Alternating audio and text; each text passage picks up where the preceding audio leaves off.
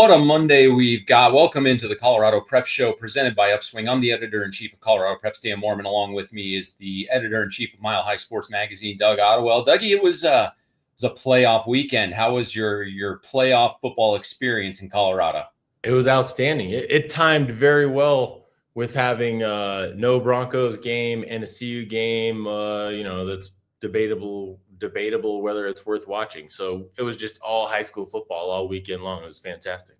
And if you're like me, you're sitting in your office chair on a Saturday afternoon on the NFHS network wondering what the heck is happening in Strasburg. I had considered going up to that game to check out Strasburg and Basalt, but a 1 versus 16 didn't really strike me as one that would be that much of a thriller, and I couldn't have been more wrong. I wish I had gone up there. I wish I had made the drive. Basalt nearly pulled off the upset over the number 1 Indians. It took 2 late Strasburg touchdowns and a fumble. We're going to get more into that here in a minute. But Dougie's, we've been talking about for the last couple of weeks, the road to state is here. We are on it. We are firmly entrenched. I don't know about on it last week at Raising Cane's, and we'll be on it tomorrow night at Raising Cane's too. That's right. Tomorrow night we're at Highlands Ranch off of just right up there near Mountain Vista, near Valor Christian High School. I can't say enough good things about the staff at North Academy last week in Colorado Springs. Did a great job. We're looking forward to carrying that momentum over. And the high school regular season is over. We will be featuring the Road to State, a football-only program every Tuesday on location at Raising Cane's locations across Colorado up until all the football state championship games have been won. So the word on the street is that Valor Christian will be joining us tomorrow night, Doug. I'm efforting a few others. I know you might be in the process of efforting someone as well. But for those who missed it last week, there's a great environment. The TCA kids were awesome. Palmer Ridge was awesome in coming down. We even had the Jesse, the manager of that Raising Cane's location, offer to buy the entire TCA team chicken. They came away with a win over Florence in the first round. And guess what? As far as I know, those kids ate free. That was a big win for the Titans. I wonder if that offer stands after he was able to go into the books on Wednesday morning after, what was there, probably 8 kids from TCA, 7 kids. I mean, they ate a lot, and that's just, that's not even the full offense or defense. So when they all go, I wonder if, it could take Raising Cane's down if all of them eat chicken for free in one day. Well, I guess the saving grace might be TCA is considered a smaller school program at 2A. Right. Yeah, they're not a 5A program, so that helps. Or even a 4A program. You give those Palmer Ridge Bears free chicken after a playoff win, and maybe that could do it. They could feel that rumble all the way down to Louisiana. I have a feeling Canes can handle it, though. They seem like they've got those high school kids dialed in, so they're ready for that challenge. I think they would be happy to pay off that. And for any school that's wondering, is it really worth it to go hang out with the guys from Colorado Preps at Raising Cane's? Here's the one nugget I'm going to throw at you. Hayden Gustafson, the TCA kid who sat with us and chatted with us on camera for a little bit, he only got his team going with a punt return for a touchdown before they ran an offensive play. They jumped up on Florence 7-0. Titans rolled to a win. So we're not saying it's the road to state rub, if you want to call it that, or whatever. But can't hurt. Can't hurt at this point. Both teams won. Let's just say it. Well, it's one team had a bye, so you got to be completely transparent. But it was good things. Good things happening. Good things happening across the board. As we start every show, though, Doug, we're getting into the playoff football nitty gritty without doing our usual thing, but we got to figure out what's on the upswing for us going into the weekend. And I'm going to go ahead and start first. Playoff football is the best. High school football playoffs are just the absolute best, especially when your field size is right. When we're looking at the 16-team brackets with 1A, 2A, 8-man, 6-man, we had a couple key upsets, and at least on seeding perception. The big one was in 1A as number 12 Highland beat number 5 Forge Christian, and then I was at Mountain Lion Stadium over at UCCS, where Colorado Springs Christian, the number 7 seed, fell to Monta Vista. That's going to be a fun one. There's going to be a fun connection with that and our guest coming in here in a little bit. Between 5A and 4A, Fountain Fort Carson was the only lower seeded team to advance. Dougie, what you got on your upswing?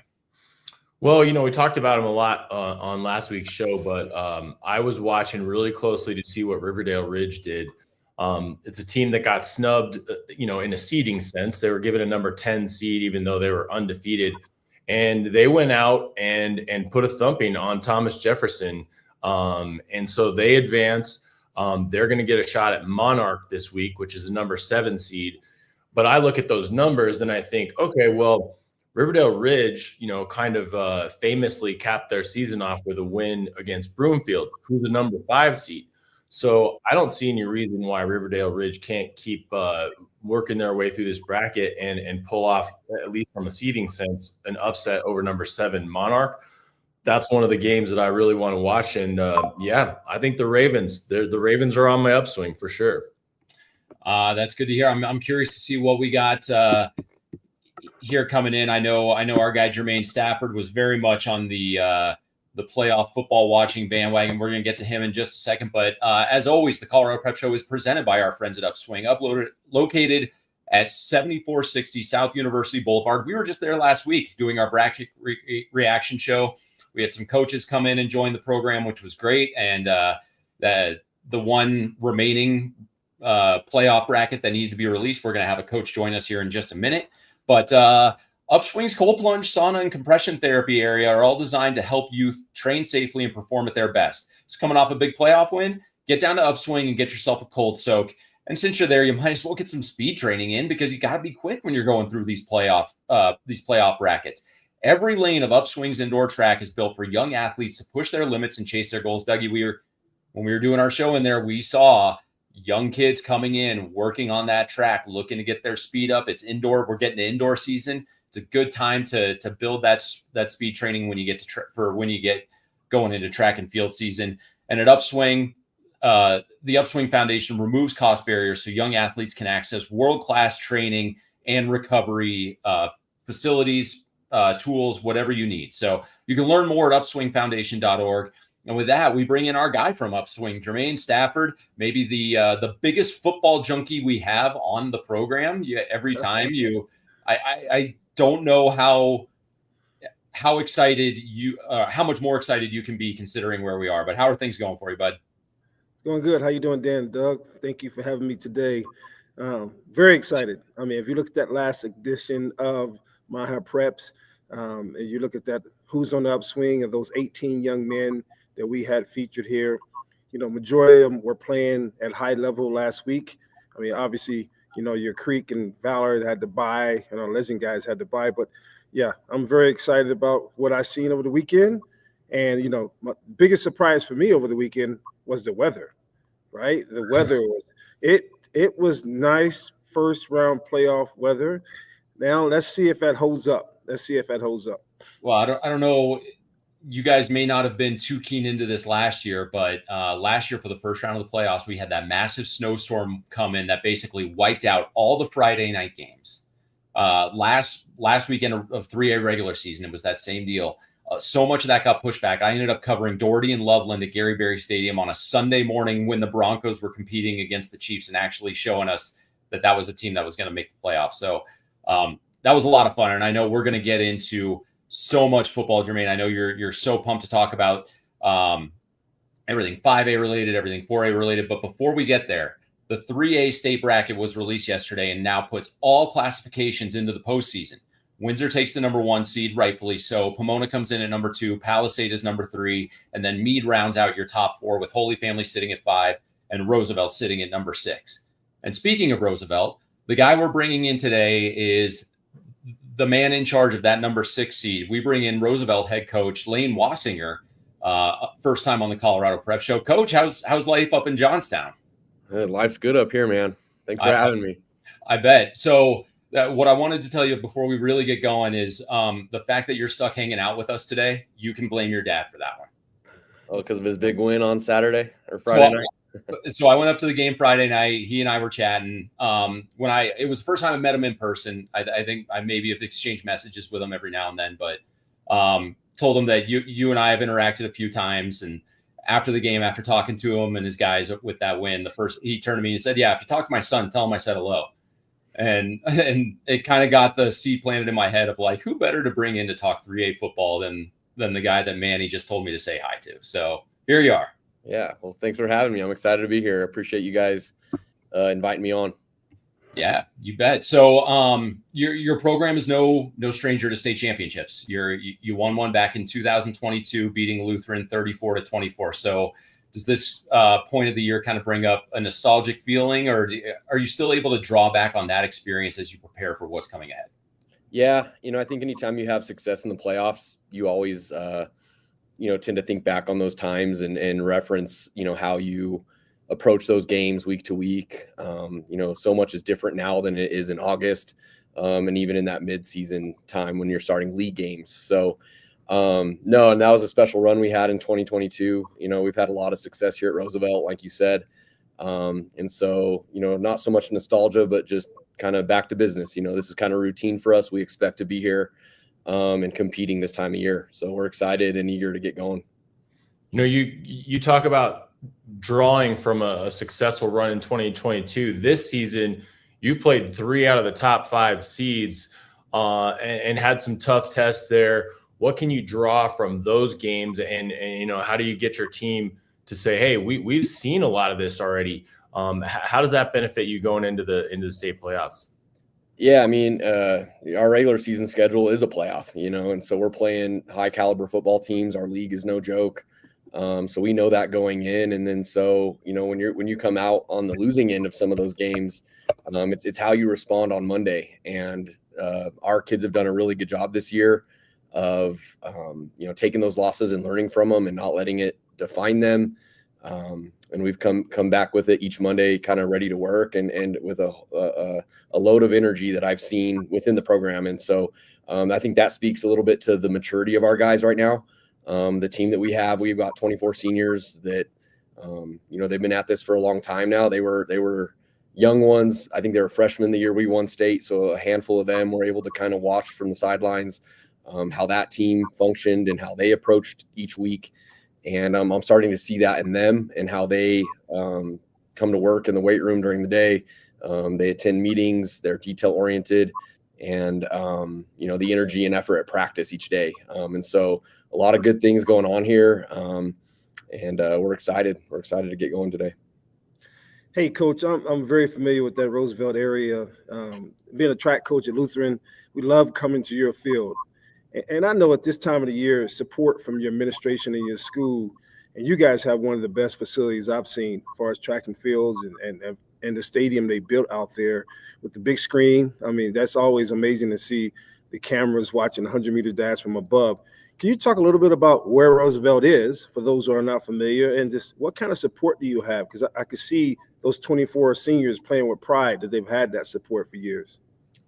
Yeah, Roosevelt is Johnstown. Johnstown is Roosevelt. I think people kind of tie those two things together. We have a proud community up here. A lot of alumni. It's also a growing community. Now with the expansion and the new build of our new school, we're a little bit more closer to the highway, so we're starting to see these developments out this way. We're getting more families moving up here, and we're definitely growing. And so it's still a special place. I think my thing was, as we made the transition to this new building and the new stadium, was to how to keep or bridge over a lot of the old, just the foundation of who we are and where we come from, not only as a football program, but a school and a community, and the sense of pride that we've always had. And so that's been a unique, I guess, experience, but it's still the heart and soul of our school. And you'll see on any given Friday night, we have thousands of fans that just come out, and businesses are shut down. It's small town football USA. That's Johnstown for you, on a Friday night. And it's a football school, and we have people that are, proud Rough Riders, like I said, alumni, former players, and then all the way down to the young, new families that are moving into this community that are excited to be a part of this in the future too. And so it's a great place to live. It's a great place to raise a family. I'm blessed to be the coach here, and it's, there's no better job in the state, that's for sure. And to follow up on that, I was at the semifinal game against Pueblo South. That was a tough time just because of the COVID restrictions and all that. But the thing that always jumps out to me is the flatbed trailer behind the stands, where you just had I think it was haystacks pretty much as the seats, but is that really representative of the community support that the football team as a whole gets, especially this time of year? Yeah, absolutely. That was definitely a unique time. I think people were just finding ways to watch the game because they were, selling limited tickets and you had to sit in certain areas. And so, that it was off school property, which made that part of it so much more appealing, I think. It was, yeah. And who knows what was going on over there, but they were definitely getting rowdy and supporting from afar. And so they made sure to show out and stuff. But that's exactly who we are. I haven't seen that semi truck, since we moved to this new place. Now all I see are like food trucks and, other vendors and stuff up on top of the stadium, which is a cool feel. But it's definitely a packed house. But yeah, you're right. In that old school, it had a great vibe there. And, you miss it at times, right? Like it's a part of who we are, like I said before, and bridging that over to this new building and trying to keep that blue collar, old school, kind of that rugged, tough mentality alive, has been interesting, but we've been doing a good job with it. And, we still get those same fans. They're just not, they're able to come watch the game inside the stadium now. Yeah, I always just thought it was something in the cinnamon rolls that made you guys good. I mean, it's just like, it's got to be the cinnamon rolls, right? But, talk a little bit about your team. And if you guys are going to make some noise and advance through this bracket, what kids are you leaning on? What style of play can we expect from you? Just give us a little preview of what it takes for the Rough Riders to do well in these playoffs. Yeah, I mean, I think it boils down to just playing our style of football. We've always been about that.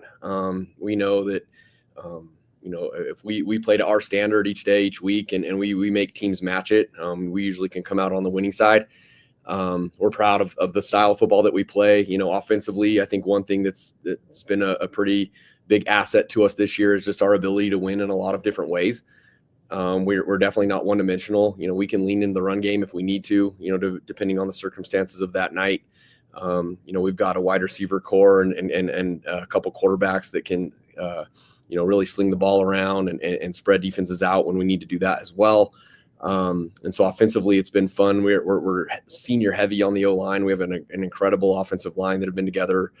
4 of the 5 have been starting since their sophomore year now. So again, a lot of different ways that we can get to, if certain things are getting shut down, we have other methods to get you at, you know what I mean? And so defensively, a lot of the same as well. We're always going to play fast and physical.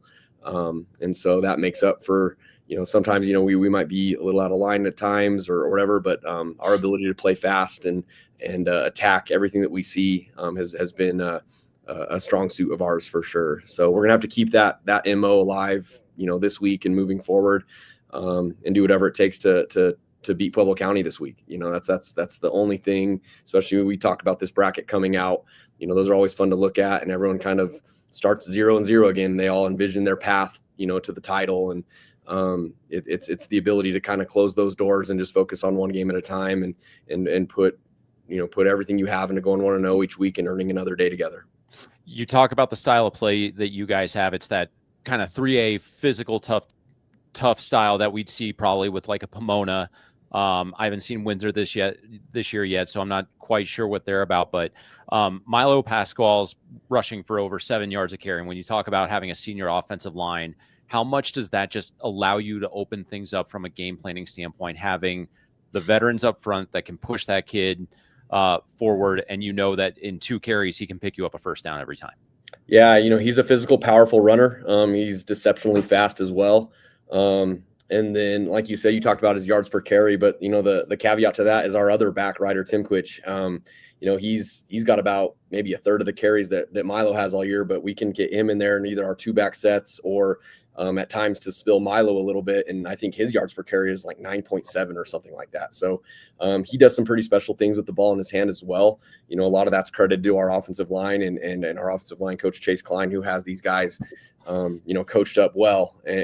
So again, we have a slew of talent. We have a bunch of guys that can hurt you with balls in their hands. Our wide receivers, Noah Lucero, Houston Howell, Nathaniel Herrera. And then the fun one this year is our big tight end, Landon McCann. He's been a fun, kind of Swiss Army knife for us. He's an incredible ball catcher tight end that's learning how to be more physical in the run blocking schemes. That's allowing him to get some college looks right now too as well. And so there's a lot of pieces to this puzzle that we can move around and find ways to move the ball, and having guys like Milo and Ryder and all the other guys, like I mentioned, behind that experienced senior heavy offensive line has allowed us to be a pretty attack-oriented offense this year. Hey, Coach, talk a little bit about your senior lineup. I mean, I'm just a football head, and I have seen you guys play, right? I love football for the EDDs that come with it. And I noticed that book over your left shoulder there, right? The Cowboy Ethics. Can you talk a little bit? Yes. Can you talk a little bit about what do you use to keep that discipline together? I mean, when you have County and possibly Palisade behind, those are teams that, require, teams to be very disciplined. What do you do every day with your team to make sure going into the playoffs, they don't sway and try to be the hero and they stay to those EDDs that, most football coaches like to see? Yeah, I mean, a lot of it just kind of speaks to the culture within our program, just the way we go about our day-to-day business. I mentioned kind of being detail-oriented, in our approach to each day, each week, each opponent. We're finishing up the scouting report today, and there's a lot of details in there that these kids will kind of dive into starting tonight. And, and also it's keeping routines, it's just the way we go about things, it really is no different. We just have to keep the focus on ourselves and our opponent in front of us, to be honest.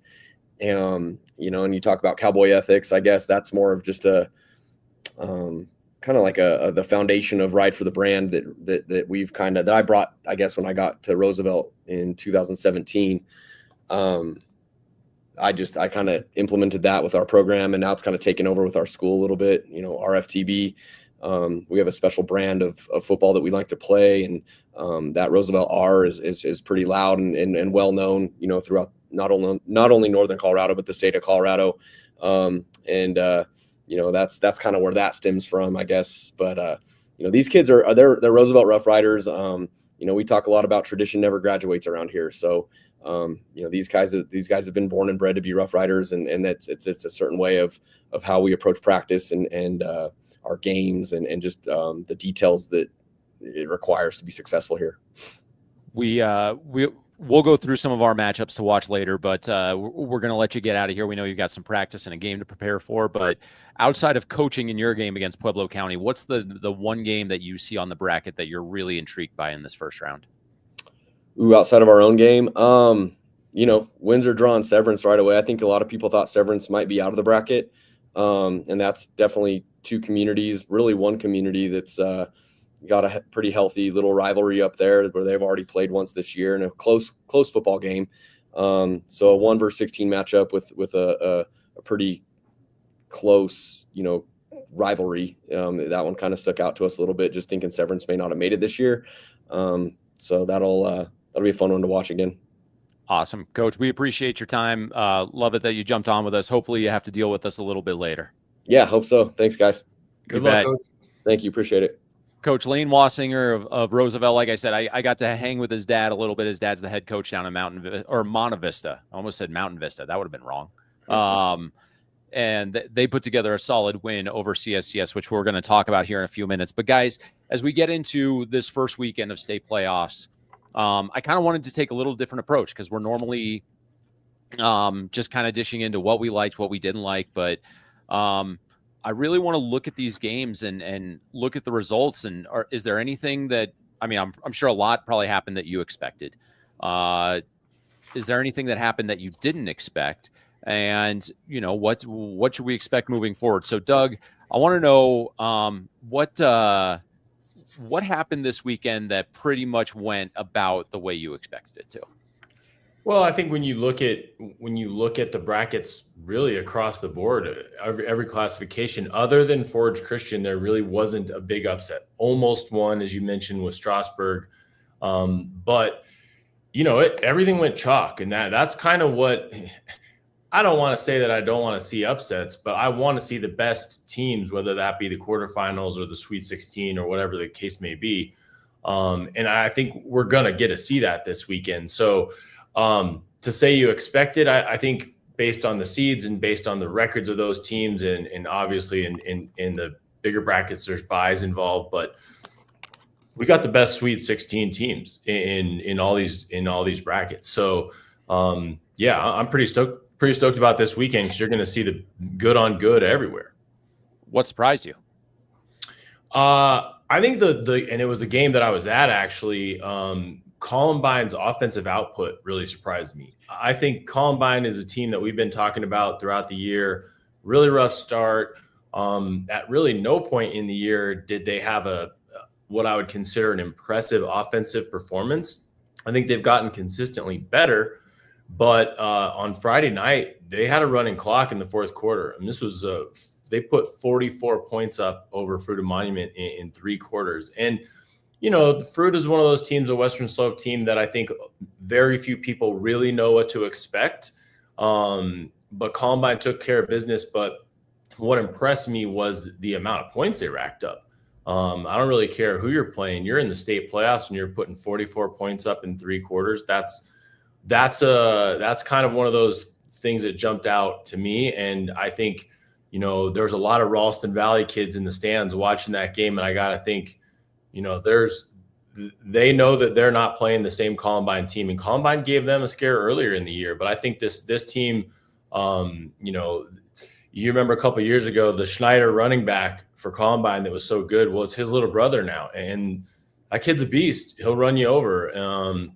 And I think we'll see a really good matchup, even though Ralston Valley is the number 2 seed. I think Columbine could put a scare in them if things go their way. Jermaine, what did you see this weekend that you pretty much expected would happen? Well, let's go 1, 2. Doug stole both of my answers. Doug stole everything. Yeah, Doug did. I give it to him, though. He beat me to the punch on it because I was very surprised to see, Columbine put out. I mean, I wanted them to win, but see him put out that many points. But truly what surprised me was Eagle Crest's fight, right? The fight in Eagle Crest against Legacy.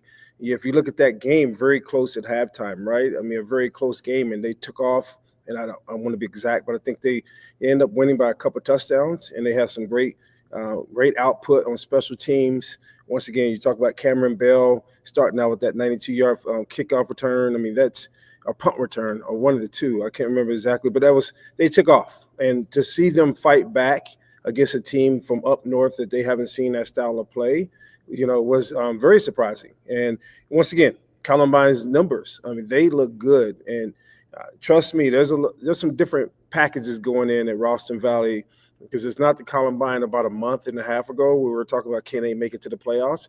Now, Ralston Valley is preparing to say, yeah, we got to make sure we stop this, and this is Columbine of old, and get ready to buckle up.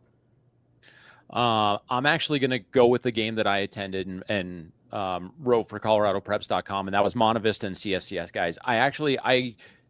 I went into that game expecting Monta Vista to win, but what surprised me was the way that they actually dominated that game, because CSCS, for a 1A team, throws the ball very, very well. And they ran a grand total of 7 offensive plays in the first half, and we always joke that we're no math experts, but unless you're scoring 49 points, running 7 plays in a half is not the best way to go about it. I mean, they had 2 3-and-outs, and then just a ridiculous interception, one-handed interception that just set the Pirates up for success. Now, they only scored 7 points in the first half, but it's one of those, I don't know how to explain it, where you're watching this game unfold, and even though it's 7-0 and it's close and the energy is still high for both teams, you can pretty much tell how that was going to go. We have the first Monta Vista drive. They basically took 6 to 7 minutes off the clock. They didn't score. CSCS actually held them on 4th down. But that was actually a moment that really instilled a lot of confidence into that Monta Vista team. And I chatted with Judah Howe, one of the stud running backs for the Pirates, and he basically talked about how that drive itself boosted their level of confidence. We drove all the way down the field, and they stopped us on like the 5-yard line. So we knew we could drive the ball, just run it up there, just run it right up the middle, and it worked for us. So we consider that a success for sure. And then when they go 3-and-out on their first drive and you get the ball back knowing what you can do, does that bring a little smile to your face knowing what that end result's going to be? Yes, sir, for sure. we're confident in our defense. You know, we got a really young D line, and I'm a part of that, and it's a solid group to be a part of, and we all love each other and trust each other for sure. And the other key stat for the Pirates is they allowed 7 offensive plays in the first half. CSCS was 0 for 4 on 4th down in the second half. I mean, you want to talk about a textbook way to play defense and win a football game. Monte Vista had it. They get to be at home now because of the travel rules with 1A. And in Lyman, number 2 Lyman has to go to Monte Vista to try and advance to the semifinals. So, Dougie, we saw the Badgers with a big win over Flatirons Academy again. What do we know about what's going on at Lyman that's going to make this game so much fun? Well, I would probably respectfully disagree with you. I think that that it'll be business as usual for Lyman. I mean, I just think they're too big. I think Buena Vista is too big, as we talked about last week. I mean, obviously a great story there, and I think that, you know, confidence inspiring win. But when you're talking about that bracket, I think it's a 2-team race, and you know, Jermaine and I talked about it last week. Those are the 2 teams you want to see advance because you want to see that best on best game in the final. No disrespect to anybody, but I think they'll have their hands full with that huge Lyman offensive line. Yeah, I don't see it being a difference makers at all going on the road. I actually think it's going to help Lyman, because what it does is it fires up another chip that wouldn't be there and present if they were actually home, right? Now the coach gets to speak to, let's go, you know, ruin their parade. All right, this is their night. Let's quiet the crowd and go in, get a win, and come back home. The guys get to get on the road a little bit and travel as a team, builds a team up, right? Versus just being at home, kind of distractions of being at home. When you're a big team like that in a small town, you heard coaches speak to it, where it turns into that small town Friday night. Now you put them on the road, they focus a little better and go from there. And I believe Highland is the other number 12 Highland, who beat Forge Christian in the first round. I actually think they get a home game as well. As I pull up this 1A bracket here, they get to Centauri has to go to Highland. So you're talking about a very southern team going way up north to Alt. So maybe that same chip on that shoulder exists for the Falcons as well, Jermaine. Yeah, I like what Jermaine says here, because you know, in Jermaine's coach teams, I don't understand. I get sort of this, it's a big state and there's a lot of travel in these lower classifications, but it makes no sense to me. You know, if you're a team that puts together a dominant regular season, and rather than being rewarded, you have to go travel to play a much lower seed, to me, it doesn't make sense. But yeah, I would venture to guess, probably have heard it before over the years. I'd be mad if I had to do that. And I don't think a team wants to face a mad Lyman team or a mad Buena Vista or a mad Centauri. I mean, those are top 3 seeds, and it doesn't seem fair to begin with. But if they're going to do that, they're going to come in ticked off, and I don't blame them. The small, I believe the travel rule used to extend to all classifications. I think it used to be a universal thing, which you can talk me into that argument for 6-man, 8-man, 1A, and to an extent 2A, just because of the disparity in travel. But I would like to see a solution, and I would encourage the CHASA membership to explore this, and I've probably encouraged it for years, but just do what you need to do to take the cost of the travel burden off of the visiting team. And I know that they've changed tournament playoff and financing rules a little bit, so I'm not quite sure how that functions as well in football in helping those teams, but I do think the higher seeds need to be at home. I think that's, yeah. I mean, you know, you go through the season and you win, and it's like the other team gets to come in and go, okay, we get to pick which player on your team doesn't get to play this week. I mean, that's kind of what home field advantage is.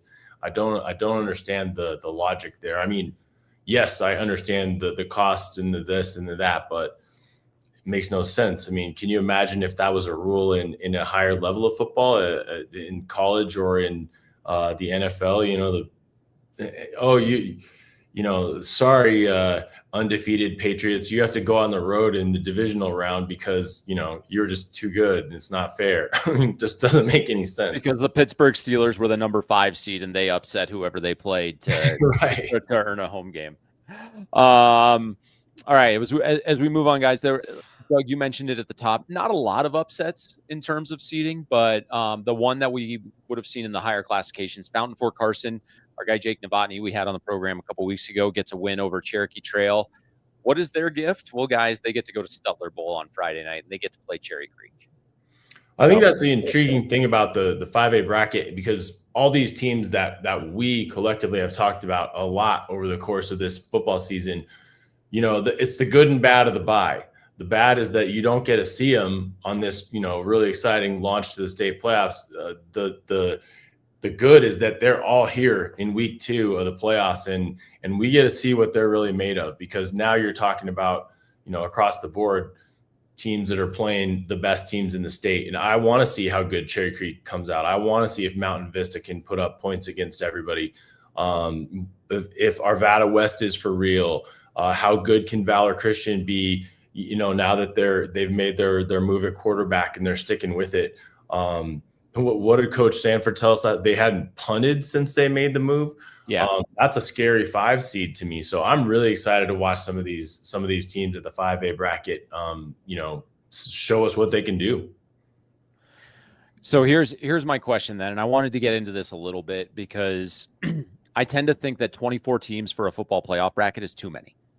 But we look at 17 and 16, right? That was a competitive game with the 17 seed getting the win there. Every other game outside of that, I mean, Arapahoe Westminster, I think, was a 16-point game, but I think every other game outside of that was a 3-score win by the higher seed, or by your higher seeded team.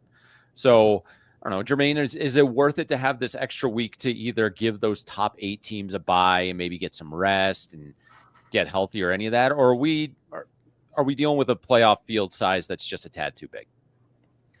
No, I don't think it's too big. If you think about the state of Colorado and how many high school teams are actually in 5A, I mean, I think it's 24 doesn't scratch that surface, right? I mean, you're always going to have blowouts in the first round of playoffs, right? And if that's what we're going to make the decision off of, well, good luck with that, right? Because you will have those. But then you have a team like Columbine. If you did that, Columbine wouldn't be in the playoffs, right? Eagle Crest would just possibly right there on the edge.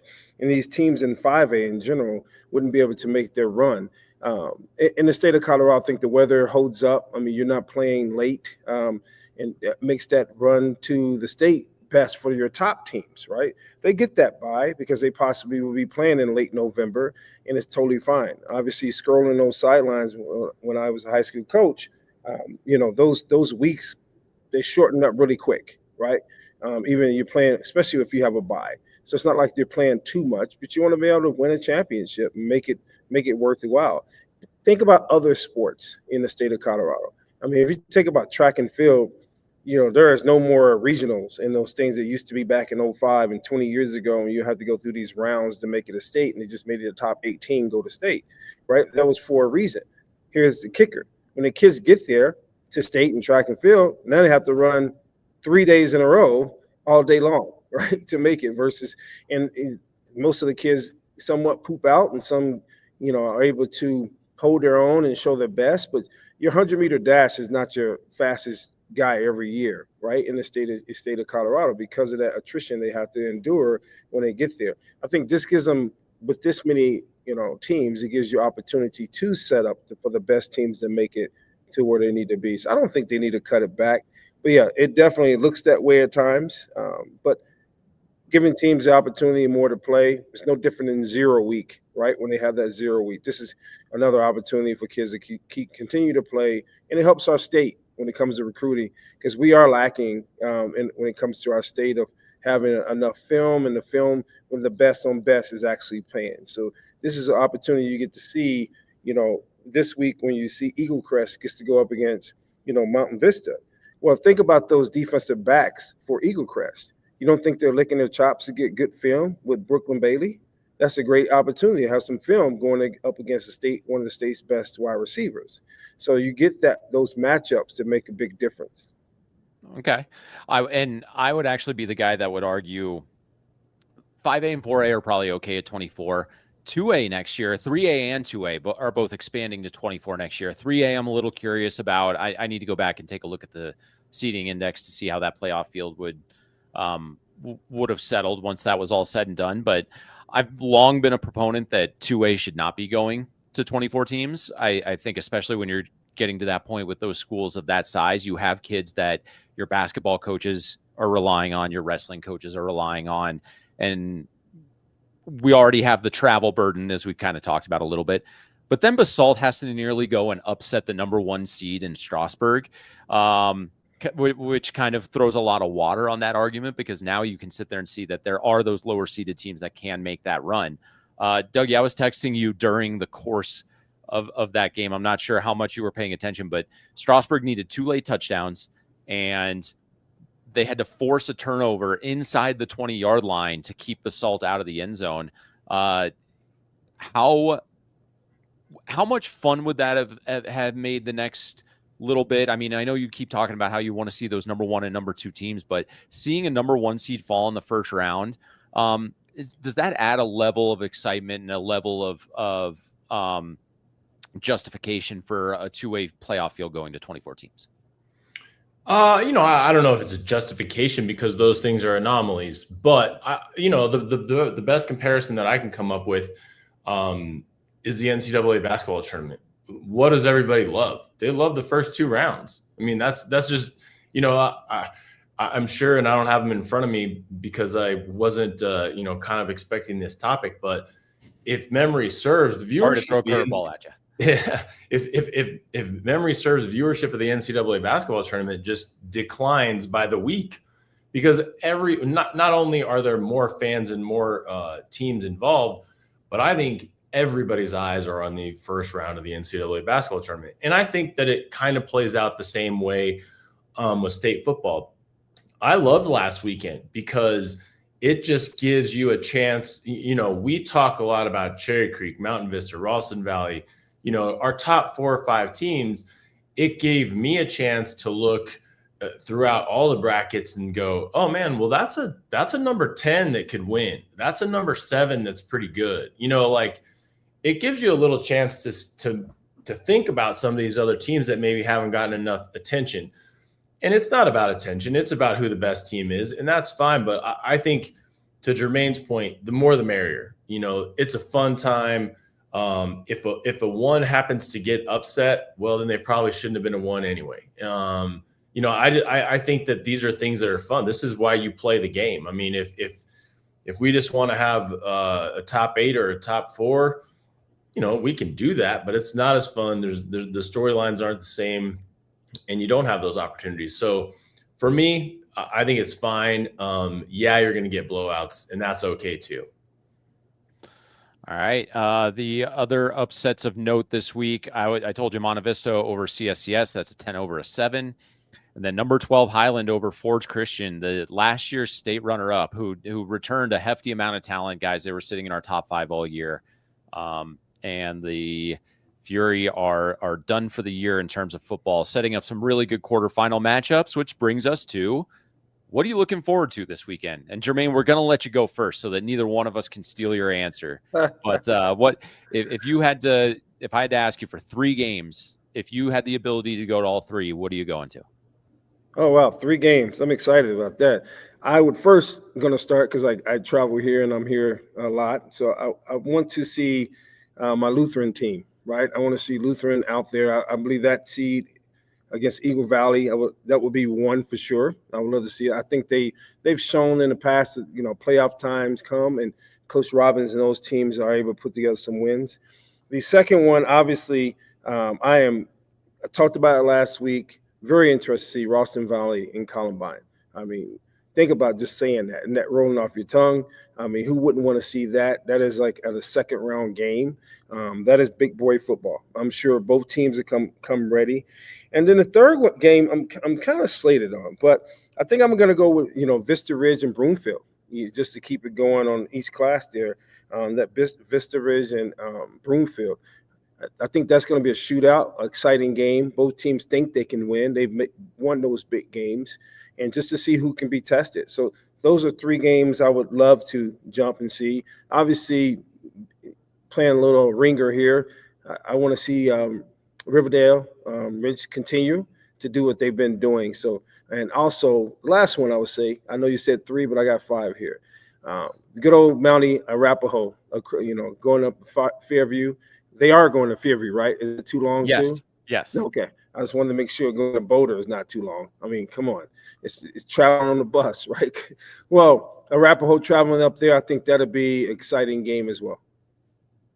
Okay. So we asked for 3. We got 5. Doug?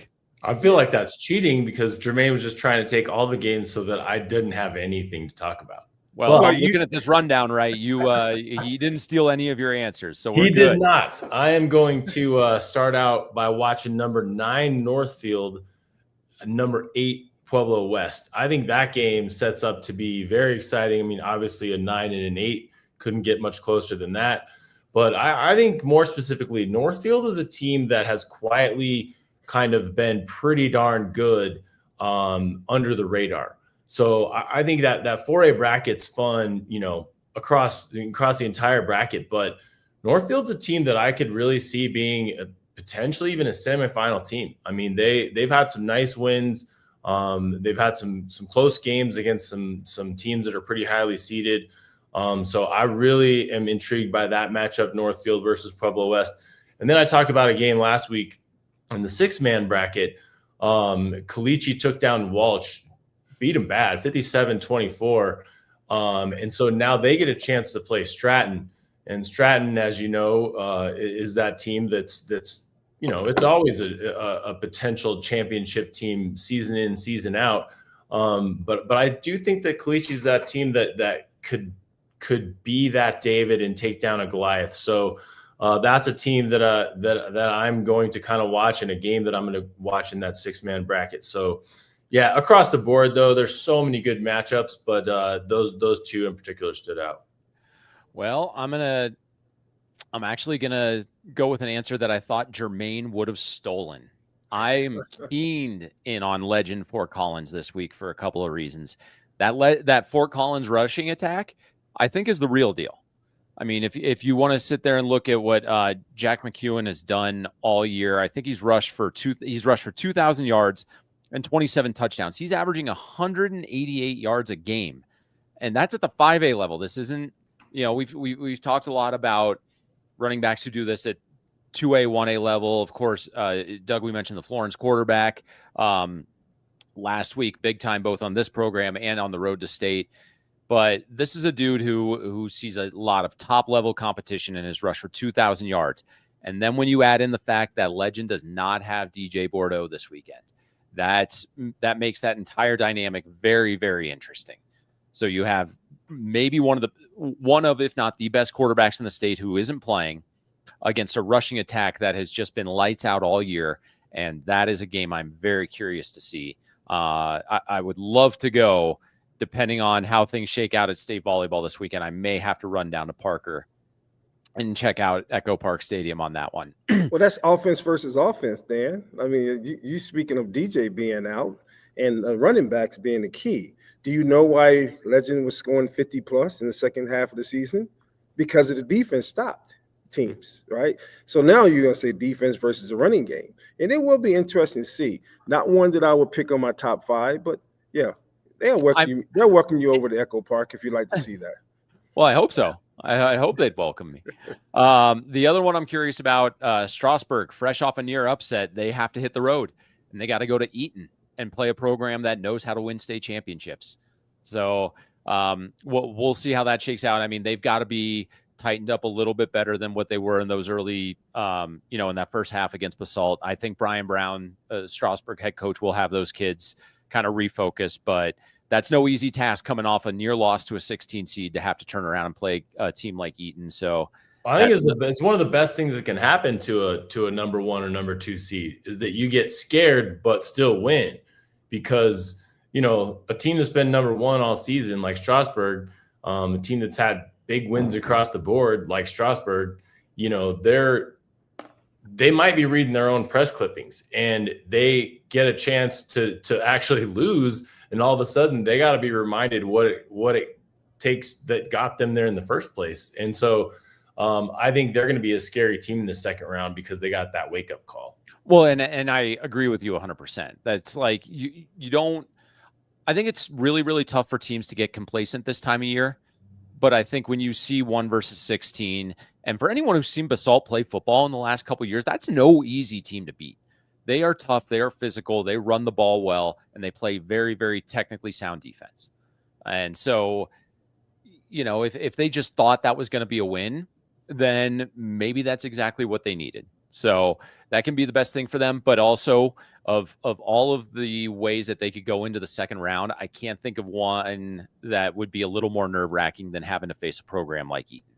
I mean, short of seeing another one of those undefeated teams, whether it's Brush or TCA or any of those guys, or Wellington or any of that, like in terms of second round matchups, that's one that coming off that near loss, that would make me the most nervous. But like I said, I think Brian Brown's going to have his kids dialed in. I think they're going to play well. And it should be a great baseball game. It's a great baseball game as well. Fantastic. Great point. Think about that. And then my last one, guys, Ray and Burlington, because Ray is the 6th seed. They have to travel to Burlington. They've already met once this year, and it was Ray getting a 28-18 win. And they're the defending state champion. Levi Kramer and his guys know what it's like to be at this level and to get to the second round of the playoffs, them going on the road against a team that they beat. There's that chip, right? But this one is going to a higher seed. So this is the way that this game is supposed to be. But I think Ray goes in there with a little bit of a chip on their shoulder, and I'm curious to see how that one goes. So I think that's about it for our football talk. Aside from Jermaine, I mean, every week you got to tell us more and more, man. What's got you excited about Upswing? Well, you didn't ask this question, so I'm all for it, even though then I go quickly in. My upset next week definitely would be Grandview over Arvada West. I think Grandview takes them down. Yeah, big one, I know. I like it. I think Grandview shows improve, and we kind of cover that, best on best. That'll be a great game, right?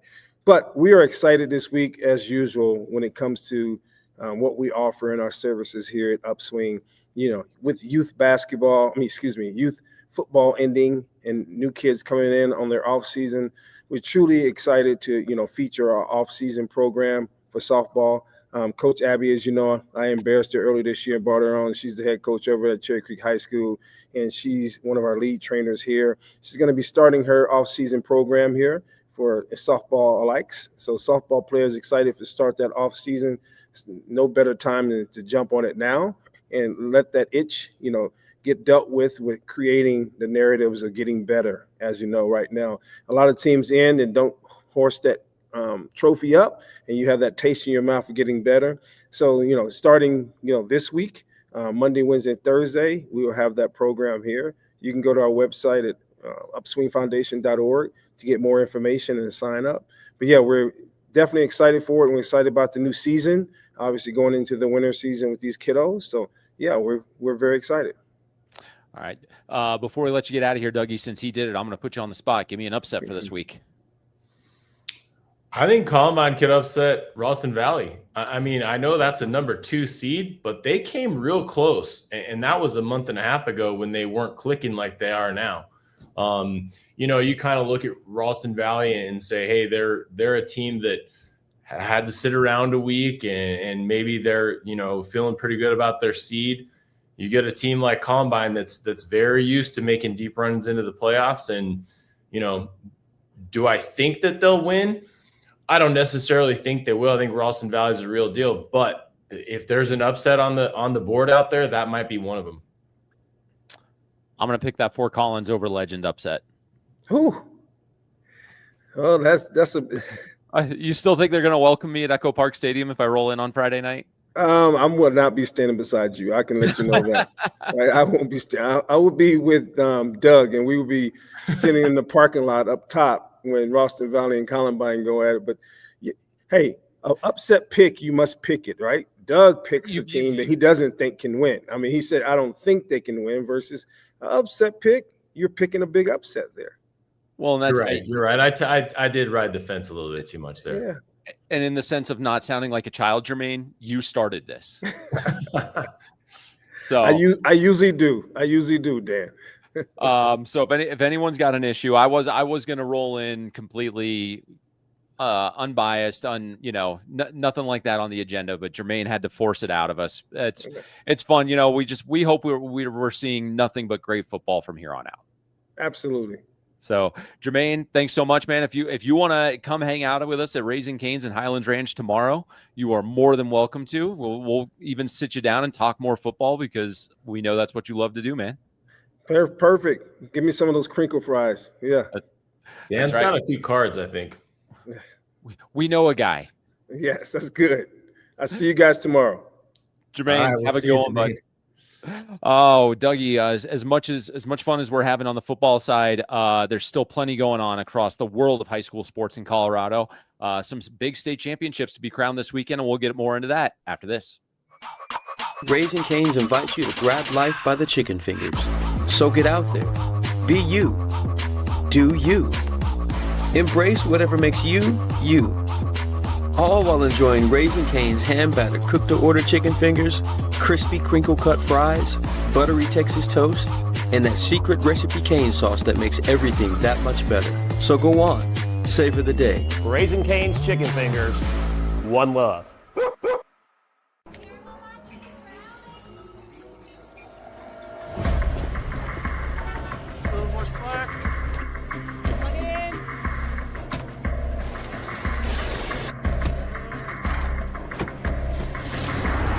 Whoever said work smarter, not harder,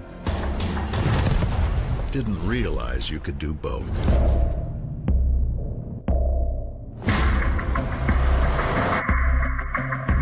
This is Tim Anderson of Gordon Insurance, and we are proud to support all of our area athletes. With offices in Lyman, Callahan, Flagler, Sterling, and Kit Carson, we offer all types of insurance, including home, auto, commercial, farm, crop, life, bonds, and workman's compensation. We are independent and thus can offer you multiple choices of companies, not just one. Call or visit the office near you, and one of our agents can take care of you. See all of our contact information by going to www.gordonins.com or call me at 719-740-1361. Welcome back into the Colorado Prep Show presented by UPSWING. I'm the editor-in-chief of Colorado Prep's Dan Mohrmann with the editor-in-chief of Mile High Sports Magazine, Doug Ottewill. Dougie, how long has it been since you were at the Denver Coliseum? Stock show. The stock show. Yeah. Well, all right. How long there? ago? Come on. It's a Colorado tradition. That is a Colorado tradition. I have not been in many years, but I always hear it's a great time.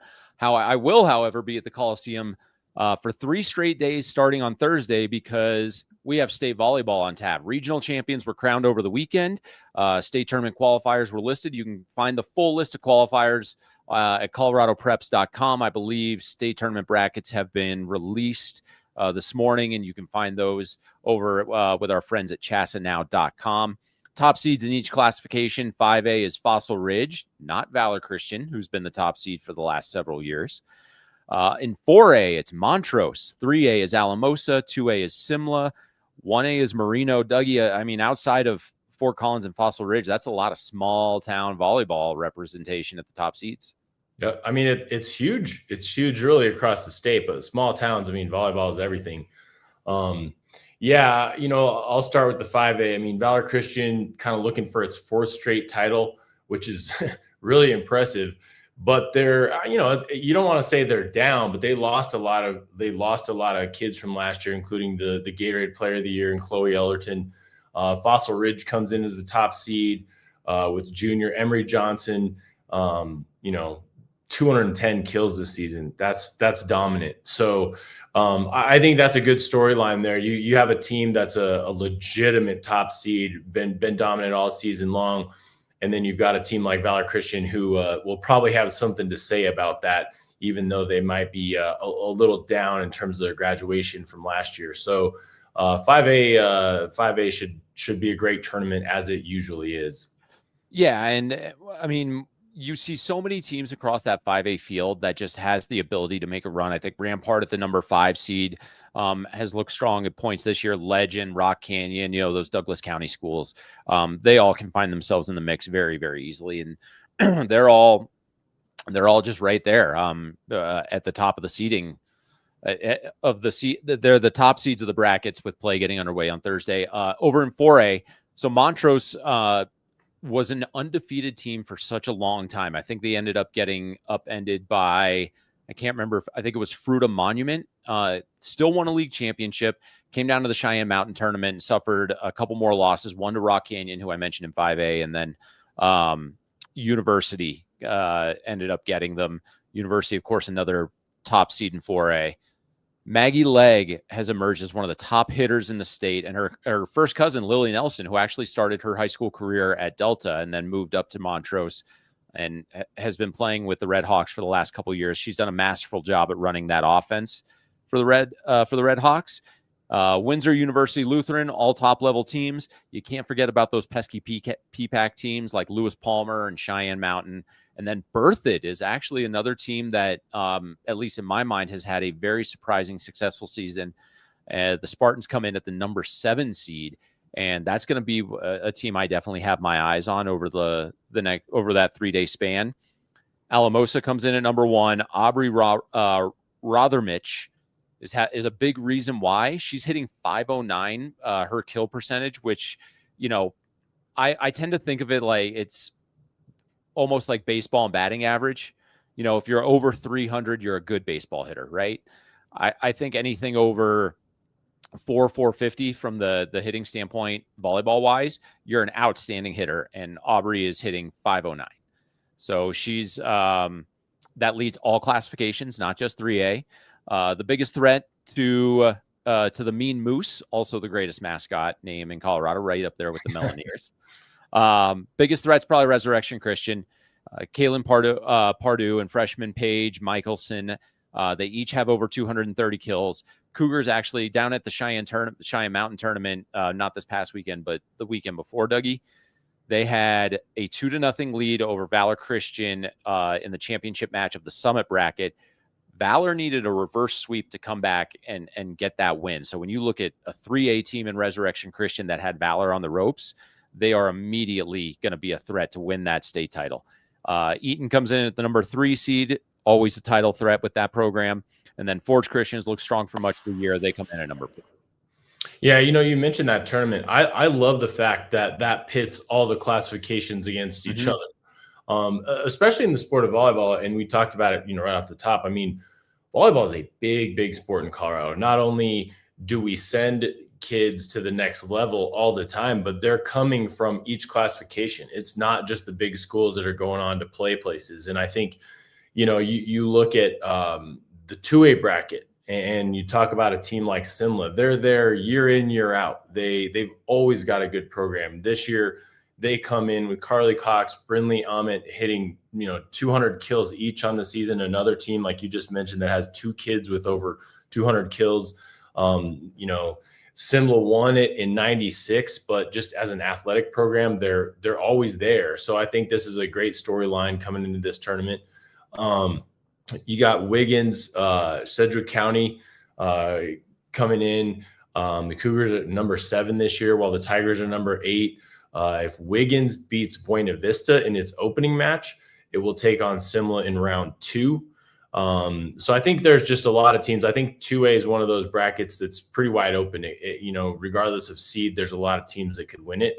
But I do like that Simla angle, and just to seeing them getting back in.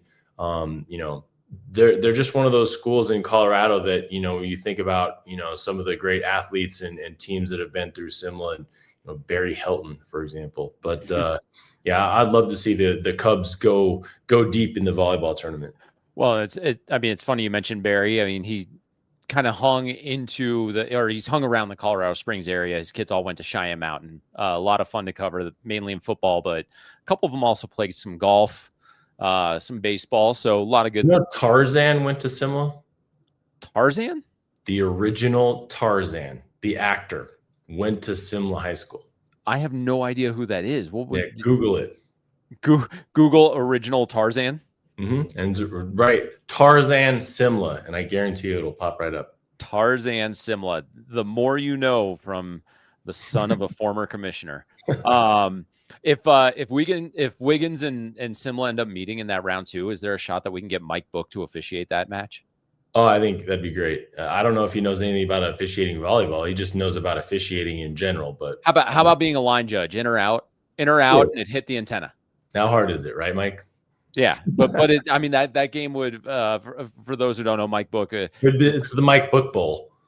It's exactly what it is. Assistant chess commissioner Mike Book. He grew up, went to Simla, coached at Simla. I believe so. Yeah, I think it was from that area. Yeah, and then he was up until he got his job in the Chassa office. He was the principal out at Wiggins. So that would be a fun one. I hope somehow this clip makes its way back to Mike so he can hear that. At number 1, McClave ended Marino's run of 4 consecutive state championships last year. The Rams are back as the number 1 seed. The Cardinals are at number 2. So a rematch might be in the books for that one. When Marino needs a kill, they turn to Jalen Lynch. She has a team high 305 kills. So we've been dealing with we talked about some hitters who are sitting in that 230 to 280 range. Jalen has 305 for the Rams. It's a senior heavy team that no doubt remembers that state title loss last year. And what makes this potential rematch fun, and we'll see how the bracket plays out, is that McClave's big 3, Abrielle Gomez, Ashlyn Steinburn, and Avery Hemphill are also back. And they were the ones who really powered McClave to that state title. So I think they'll be looking to do it again. Action starts at the Denver Coliseum nice and early on Thursday morning. I'll be on site all 3 days, and we'll have a full team for championship coverage on Saturday. We'll talk a little bit more about that in a second. But at the same time as state volleyball championships, Doug, we've got the state soccer championships. Semifinals start tomorrow. We've whittled out some defending state champions over the last couple rounds. Yeah, I mean, you talk about 5A right there. You know, Cherry Creek got eliminated after being the state champ last year.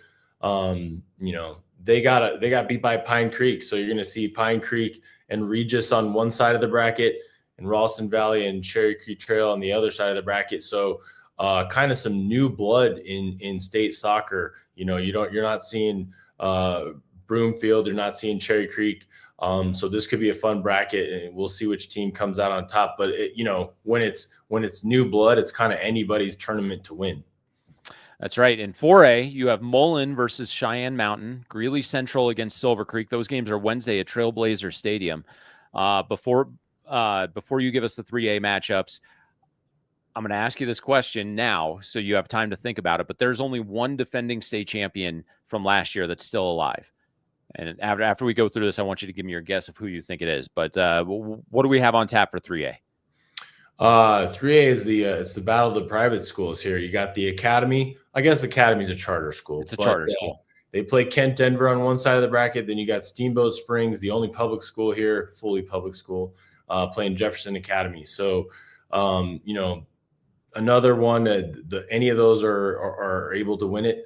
I kind of like Kent myself, but, you know, I think any of those 4 teams could win. I think it would be neat to see someone like Steamboat get in there. I'm always curious about that kind of team breaking through, because the state soccer games are at Widener Field in Colorado Springs, just down the road from my house. Our friend James Noakes will be covering all 4 of those for us. But I'm curious to see if Steamboat made what kind of a presence do they bring, you know, because it's usually those small, faraway towns that find the motivation to travel for state championships. We're going to finish off with 2A. Bruce Randolph will take on Forge Christian, and then Salida takes on Crested Butte. Those games are tomorrow in Gunnison at Colorado Western University. So the only non-Denver metro area semifinal location, which makes that one kind of fun, especially when you consider Salida and Crested Butte very, very close, and those teams are playing each other. I think that semifinal game will be a fun one. Yeah, absolutely. And that's, you know, you start thinking about state. I remember this when I played state soccer. You're getting into some pretty cold weather. Football, we're kind of used to that. Soccer, you still have to wear shorts. The ball's going to skip if there's snow. It can get wild in the state soccer playoffs. Yeah, I remember. I think I was still before I got to Chassa from Mile High Sports. So my first tenure with the company, I believe there was a snow like a really bad snowstorm the Saturday of state soccer, and you had fans and media actually trying to get from Dick's Sporting Goods Park to the Denver Coliseum because you have soccer and volleyball going on at the same time. Not a problem this go around. One's in Denver, one's in Colorado Springs, so whoever's there is there.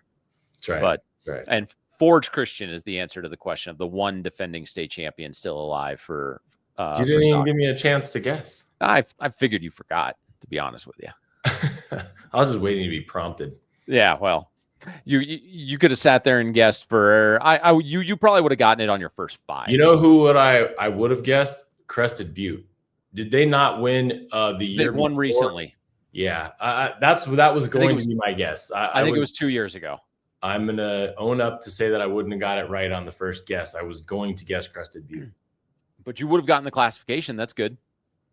There you go. That's about going to do it for us. We're back in action tomorrow. The road to state heads to Highlands Ranch at Raising Cane's. I've been told Valor Christian is swinging by. We would love to see some others. Mountain Vista, Arapahoe. Dougie, you had mentioned Columbine to me earlier. Come on down, hang out with us. The last team that did it, or the last team that played that hung out with us ended up winning big and getting free chicken. So you never know. Well, I've been getting some texts throughout the show of people that just text me and say, "Will you get me some chicken?" So I think there might be a packed house down there, even outside of the guests that you bring on just for interviews. Well, just chicken eaters. Just chicken eaters. Mm-hmm. The more the merrier. We encourage everyone. Just come say hi. We'll have some Mile High Sports, Colorado Preps things that we're giving away. Obviously, some giveaways associated with the state football championship game. So come on down, hang out with me, hang out with Doug. Tell us how much, give us your Broncos takes if you want to. We talk any and all sports at all levels. So lots of state championship coverage this weekend, full squad at the Coliseum, which will include Matt Meyer, Brian Miller, James Berkey, I believe Courtney Oakes, depending on how these 5A soccer semifinals shake out. And then, of course, Brad Kochi will be helping out for girls volleyball. James Noakes, reliable writer for Colorado Preps. He will be down at Widener Field all day. Dennis Ployas will be helping him out if Ralston Valley ends up sneaking into that 5A soccer title game. And when I say sneak in, I mean they advance as the number 1 seed, which is the favorite. So they should, in theory, be there. And over the next couple of weeks, Dougie, on this very program, we're basically moving things indoors as we get started with some winter sports topics. Official practice for hockey started today. So as of today, winter sports are underway in Colorado. Basketball, wrestling, swimming, everything else gets going a week from today. But that's about it. That's going to do it for the Colorado Prep Show presented by Upswing. I'm the editor-in-chief of Colorado Prep's Dan Mohrmann. For Doug Ottewill, Danny Bailey, the guy that makes us all look and sound so much better than we actually are. We'll see you guys at Raising Cane's and Highland Ranch tomorrow. It's going to be fun. We'll eat some food and talk some football. Yes, sir. We'll see you there. All right.